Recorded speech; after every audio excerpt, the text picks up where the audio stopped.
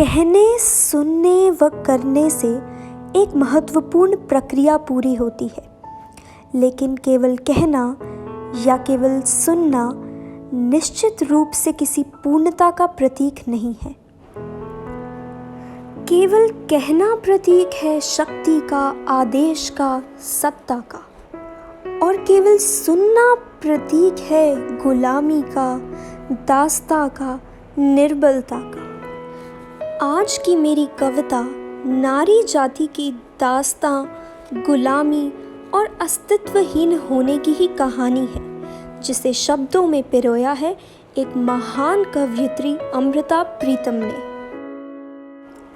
यह कविता केवल नारी जाति के इतिहास को ही नहीं दर्शाती, बल्कि यह कविता सलाम है उन नारियों को जिन्होंने निरंतर संघर्ष करते हुए हर क्षेत्र में बुलंदियों को छुआ है और सफलता के नए आयाम स्थापित किए हैं। लेकिन हमें यह नहीं भूलना चाहिए कि कहने से लेकर सुनने तक का यह सफ़र मुश्किलों भरा रहा है।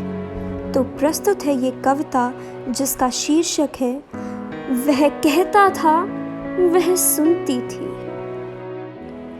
वह कहता था, वह सुनती थी। वह कहता था, वह सुनती थी।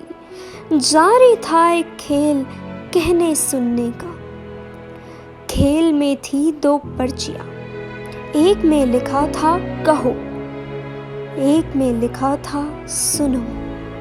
अब यह नियति थी या महज संयोग, अब यह नियति थी या महज संयोग। उसके हाथ लगती रही वही पर्ची जिस पर लिखा था सुनो। वह सुनती रही, उसने सुने आदेश, उसने सुने उपदेश, उसने सुने आदेश, उसने सुने उपदेश। बंदिशें थी उसके लिए थी वर्जनाएं। वह जानती थी कहना सुनना नहीं है केवल क्रियाएं। राजा ने कहा जहर पियो, वह मीरा हो गई। राजा ने कहा जहर पियो, वह मीरा हो गई। ऋषि ने कहा पत्थर बनो, वह अहिल्या हो गई। प्रभु ने कहा निकल जाओ, वह सीता हो गई। चिता से निकली चीख किन्हीं कानों ने नहीं सुनी, वह सती हो गई। घुटती रही उसकी फरियाद, अटके रहे शब्द, सिले रहे होंठ, रुंधा रहा गला। उसके हाथ कभी नहीं लगी वह पर्ची, उसके हाथ कभी नहीं लगी वह पर्ची जिस पर लिखा था कहो।